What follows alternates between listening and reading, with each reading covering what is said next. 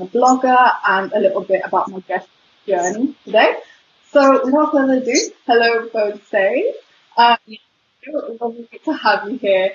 Just want to say again, sorry if I pronounce your name wrong. I've been terrible with names. But again, thank you so much for being here today. Um, uh, well, for the people who are listening, could you just tell us quickly about what you currently do? Hi everyone, my name is Bose Fayodeka, and I actually run a food blog on Instagram. And what I basically do is I share my journey of food, experimenting, and I'm someone who like lives in the moment. So whenever I cook, it's like literally in the moment, and I take the shot in the moment rather than have it pre-recorded or anything like that. So that's basically what I do. And then I obviously post lovely food pictures when I go out to eat or when I make my own food at home. And I've literally just launched, in lockdown, Boss's Kitchen, which I actually run with my mum. And it's basically a food and catering service. And we have been doing that since April now. So yeah, and on my day job is actually a content optimization assistant and social listening assistant for Tesco. Amazing. Like I love speaking to people on like inspiring figures who do a lot of different things. I think it's because like I relate quite well with these people because it's like it's really nice to see that you've used your skills that you've learned at work into like your own like business and your own like little projects, and I find it really really cool. So again, thank you so much for being here. And you know, one of the main things that I always ask my guests is their journeys because it's always really important to have like a platform where you can share your voice and share your stories, and it's also really encouraging for other people to know what sort of path is out there for them and what is possible. So because you really don't really know who you impact, because at the end of the day, when you say I've done this, I took this road, someone will also be like, oh, that's possible, that's awesome. So could you tell us a bit about how you became like a content creator and doing what you currently do, you know, like maybe starting from what you did at university and then work and then all the little side projects that you get involved in? Okay, so starting from university, I actually studied business and management marketing at Brunel. I actually didn't think I'd go into marketing. I thought I'd choose something like international business, but it just turned out that I went through the marketing route. And my dissertation was actually to do with like influencers and how they influence people to buy stuff. So that was quite interesting. I actually got a first for that, so I'm very proud of that. But yeah, in terms of uni, that is where cooking started for me. That is where I actually started to experiment with loads of food.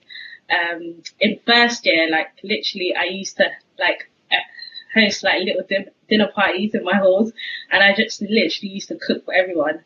And yeah, that is where it started. And I would say since then, it started from me just taking pictures of food. And at the time, I actually didn't know that food blogging was a thing. I didn't even know like food blogging was out there. So I just literally used to love taking pictures of food.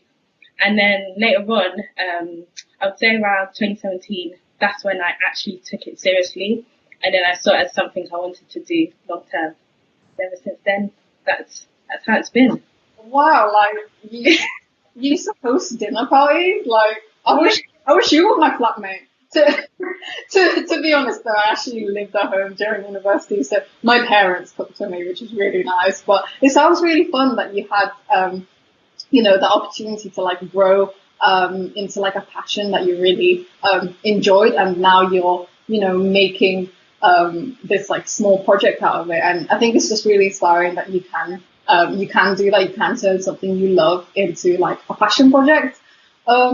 And so my next question is mainly because I'm curious, because I still can't cook. But like, where did you learn how to cook? And like, where did that like passion first come from? So was it like at university or was it before then? How did that come about? But basically, my mum is literally the queen. Like, she's the chef and the queen of the house in terms of cooking. So before I went to uni, I literally just used to watch her. I barely ever cooked. I would make like a salad or something, but that is all I could make. But I used to watch her all the time while she was cooking. And it's like when I got to uni, I just started experimenting and then things just started to taste nice. So I just carried on and I loved it. So that's where it really started. And she actually used to work as a chef, in like hospitals and like banks and different places. So I think that's where it comes from, to be honest. I feel like a lot of like what people start to enjoy and later in life is like it comes from their parents, and it's always really nice, isn't it? Like a little role model. So no, that's really cool. I have a like follow up question. That's related to what you just said around like cooking at university. How difficult was that? Because I'm assuming that you like had flatmates around and stuff, and was that quite difficult? Because like students have this like brand where they just eat like pot noodles and stuff, which I did as well in my first year. But like, um, how difficult was it like cooking at university? And now I'm assuming like you have your own kitchen, so like what's the difference? Cool. I don't remember it being difficult at all. I don't know why. I just don't remember it being difficult. I think because I'm someone who loves good food, like I made it a point that I must actually try to cook as much as possible. So like I would literally just plan my meals or like go on Instagram for inspiration and stuff like that. And there was like quite a few foodies that I used to follow at the time. So yeah, I think that's where it came from. Yeah, definitely. No, I think like if I could go back, I wish I learned how to cook sooner because I stayed at home.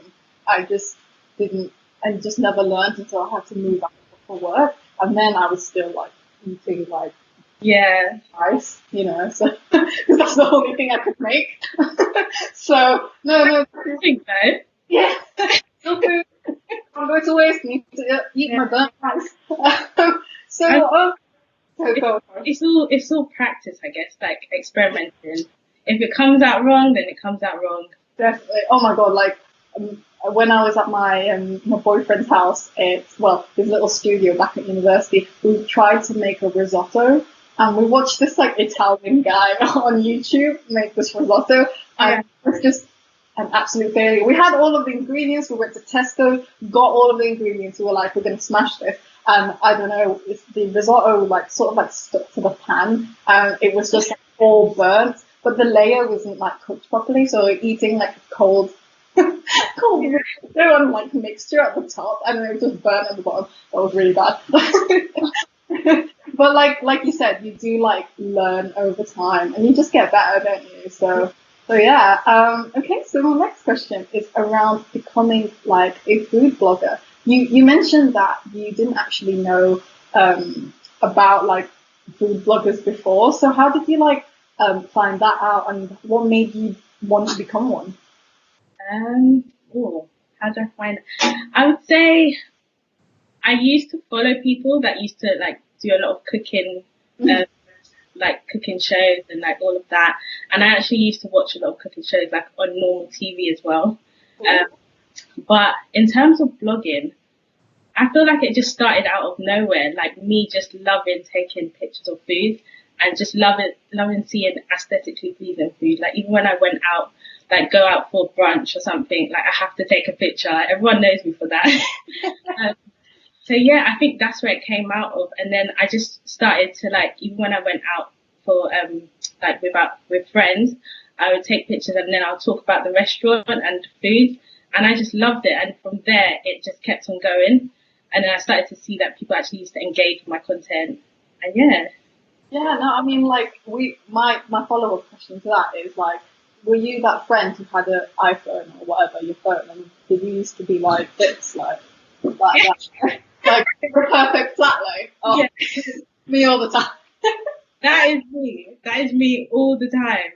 And literally, I'm sorry for anyone that I make their food cold because I have to get the picture. Like, I mean, like, I'm exactly the same. I just like taking pictures in general, but like with whoever I'm with, they're usually like, I get really like annoyed when they start eating and like they ruin the presentation. I'm just like, you ruined the presentation of the food and I haven't taken a picture of it yet. Yeah. Do that. No. Yeah, because like I just feel like it's just, it is part of being a blogger, isn't it? Like, and it's really nice. It's really cool to know that like you started just taking photos of food, and then you started like reviewing the food and reviewing the place you ate at. And I've read a few of your older blog posts as well as some of your newer. I want to say I do it all the time. I must sound like some crazy stalker. And you know what? I actually started blogging fashion rather than food. I don't know if you remember. Oh yes, I think I do. Yeah. Like in 2000 and like I want to say 17, 16. I think. Really, I think. Yeah. And then did you just switch to food after? Yeah. Yeah. No, I mean like that's really cool. Like switching from one niche to another. I mean like I'm a blogger that just blogs that I don't know whatever I want to. Whatever I really want to blog that day, to be honest.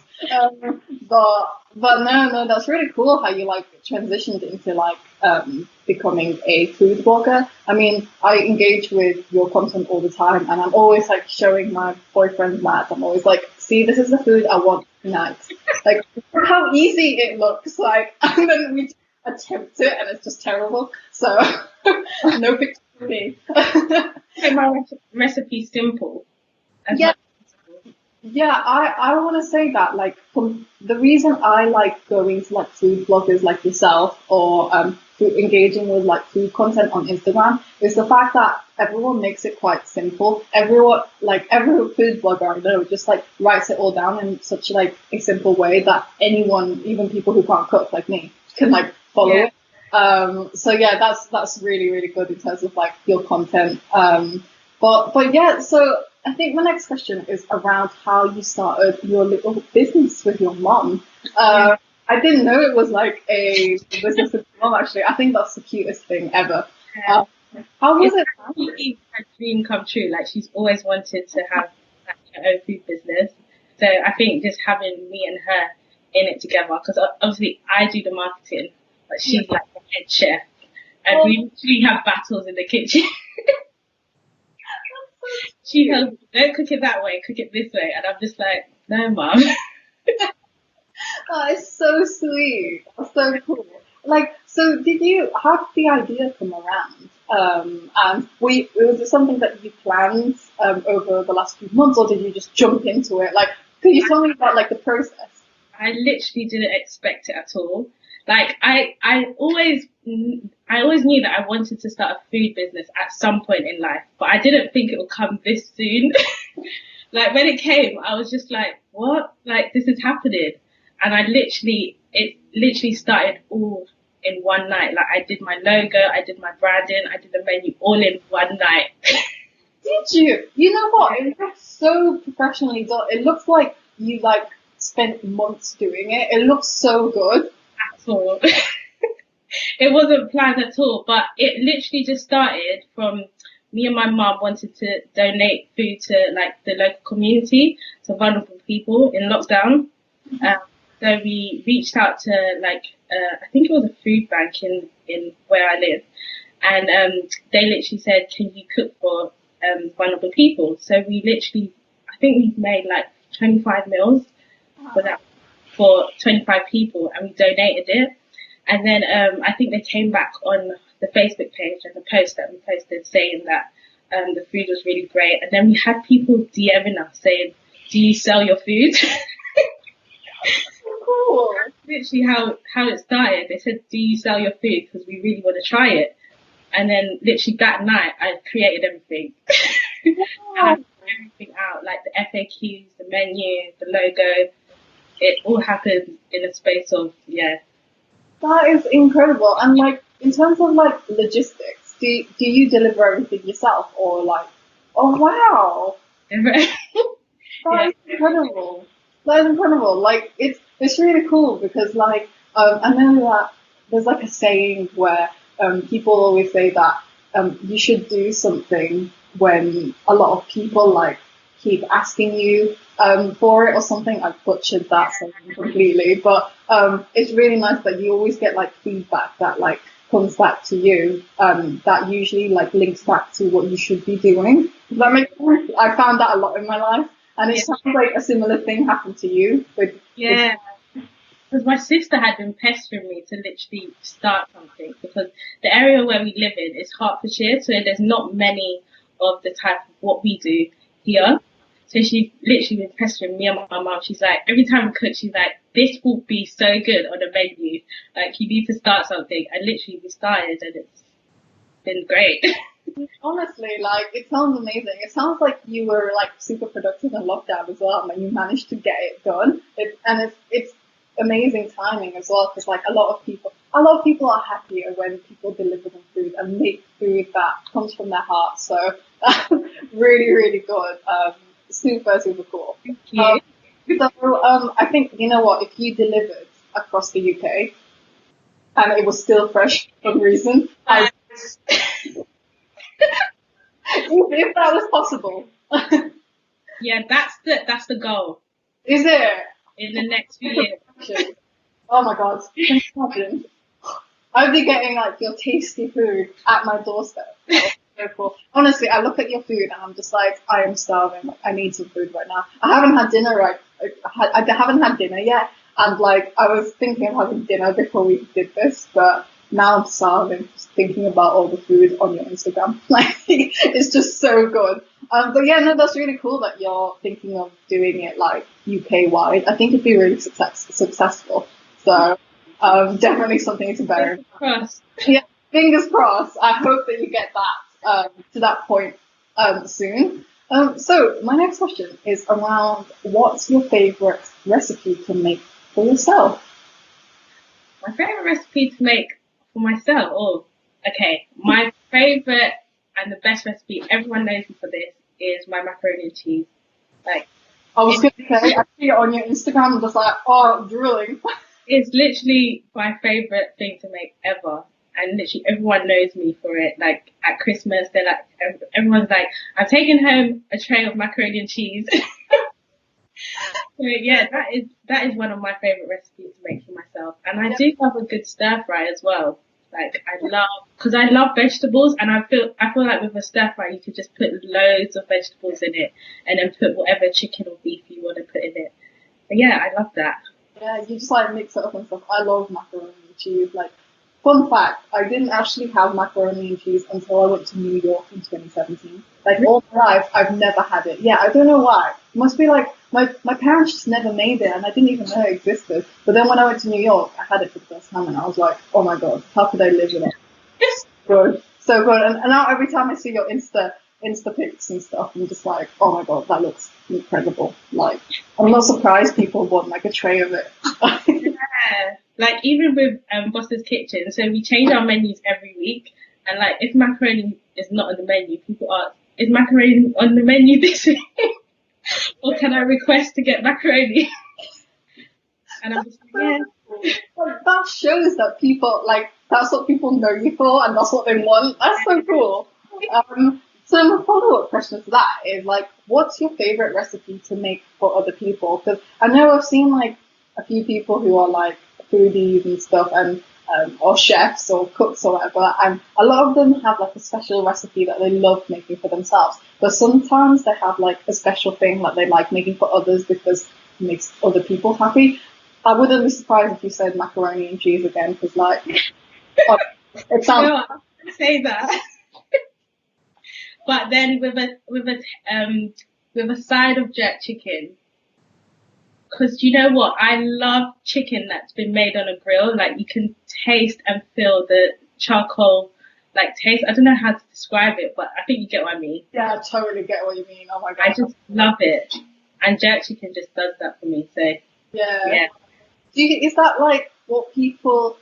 This isn't a question I asked you, like asked on the like will. But what is like what do people always come back for? Like in terms of orders, is it always macaroni and cheese, or is it?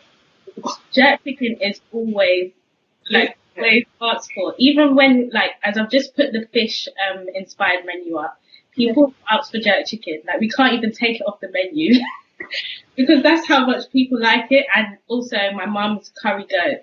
Like, they love it to bits. Really? Oh Yeah. wow. So like, people just love chicken there. Love chicken. I mean, I'm the same. Whenever I go to like restaurants and stuff, I only ask for chicken. Honestly, I'm like known to be that person who just has like a chicken salad or a chicken, I don't know, risotto, or have extra chicken on everything. So it's just Chicken is life. exactly. No, but thank you for like sharing all that. It's just really inspiring to know that you managed to get this all done almost like overnight. Yeah. And get it like up and running. Do you have like any advice slash tips for anyone wanting to pursue a similar journey? I get this question asked to me all the time, but I don't actually have like a little side business that is like flourishing, so I don't know how people ask me. How big is your business? Like a little project. But what's sort of your advice to anyone wanting to pursue a similar thing? Because you've obviously done really well at it. I would say keep going and just start. Like, don't wait for the perfect moment. Like, it's never going to be perfect. So just start with what you have. Like, even when I started blogging, I was using my phone. I started off using my phone, and then I later on got a camera, and then, it started to pick up from there. And I feel like the more you put out, the more that will come in. Like, I feel like when I started blogging, I was so surprised that when the first company that I worked with on like a food collaboration messaged me, because I was thinking my content isn't that great. In my head, I was thinking, but how come they're choosing me? Like, my following is so low. But that's literally it. Like, you just got to start, and you don't know where it could take you. Yeah, no, definitely. I love that advice because it's like you said, you don't need to like wait for the perfect opportunity to like come up. Because I think that's what a lot of people don't really like understand. Because you see a lot of like YouTubers, bloggers, and all sorts of creators, and they always have like the perfect setup. Like, and everyone is pressured, especially nowadays. I feel like a lot of like younger people. Yeah. Pressured like by people around you or people that are doing the same thing as you. Because I know in this generation, you could feel like the market is saturated, but you literally just got to focus on you and keep on doing you. Yeah, exactly. No, that is like spot on because we get all distracted by like our feeds and all the sparky things people are showing. But like sometimes you just need to focus on you and focus on like what you have. I started reading this book recently. It's called like Stretching. It sounds really weird. It sounds like a workout book, but it's actually about like stretching your mind. So it's talking about like how you need to make sure that you stretch all of your resources. So what we currently have, like you said, you had your iPhone or you had the phone, and you stretched that so that you could start blogging. Like you didn't wait for like a MacBook or like the perfect setup to start blogging. You just did it, and that's really really inspiring. I think the most successful people just like sort of do it, and like it's something that you sort of build up over time as well. Like your first thing, your first blog post, your first YouTube video, if you don't cringe at it, then you didn't do very well. I cringe at all of my videos. Yeah, me too. Honestly, have you ever like gone back on your Instagram post and you're just like, why the hell did I post that? And what sort of mood was I in? Because like it's full of spelling mistakes. Yeah. The time. Yeah. Yeah, I think like yeah, that's really really good advice because like sometimes you just have to start. Like, what's that guy? I forgot his name. He just says, "Just do it." I forgot his name already. It's like, yeah, it's that meme. Yeah. So, So like my final question. This has gone by so quickly. But what my final question is, what does 2020 have in store for you? Have you got any like projects lined up or anything you're looking forward to this year? I know it's all like gloom and doom right now, but I like ending my interviews with this because it's really important to make sure that we spread a bit of positivity. So yeah, what have you got in store? I would say I'm literally so focused on building and like, what's the word? Scaling Boss's Kitchen, to a level where I could be delivering into London and hopefully the UK. The UK is the biggest goal. But yeah, I'm just gonna literally be working on that and keeping on improving my content as well, my personal page, and just yeah, focusing on that. Honestly, I think like you've got amazing plans, and I've already seen it. Like, because I've been following you for a really long time now, and like I've already seen it improve. Like every single post, I'm just like, she's killing it. It's amazing. It's fire. I'm just like out there like spamming likes. But Thank you. no, but thank you for that. Thank you so much, and like thank you so much again for like taking the time to be part of Inspiring Figures. It's such an honor to have you. Like I said, we've been planning this for quite a while, and it's awesome to like have your perspective on your business and all the different recipes. And I'm starving after our conversations. I'm going to eat straight after this. But thank you once again. Where can people find you online? So I'm mainly on Instagram, and that's Fayodeka. I'm also on Twitter, that's Fayodeka as well. And if you go on my Facebook page and like Boss's Kitchen, and on Instagram, Boss's Kitchen, Twitter, but we're still getting into Twitter, Boss's Kitchen, but yeah, should be out soon. Thank you so much. I'll definitely, as usual, I do write-ups on our conversation, so I'll be posting all of the links or any promos that you want to put on the blog post, and I'll share it like crazy for the whole year. So thank you so much again for being part of this. And that's it for today. I hope to everyone listening here, I hope you're also staying safe. Make sure you wear a mask, wash your hands, and socially distance so you can. Thank you so much again for listening, and we'll see you. Thanks for having me. Thank you so much. It's been amazing. Thank you. Thank you. I can actually rewatch this as well, so that's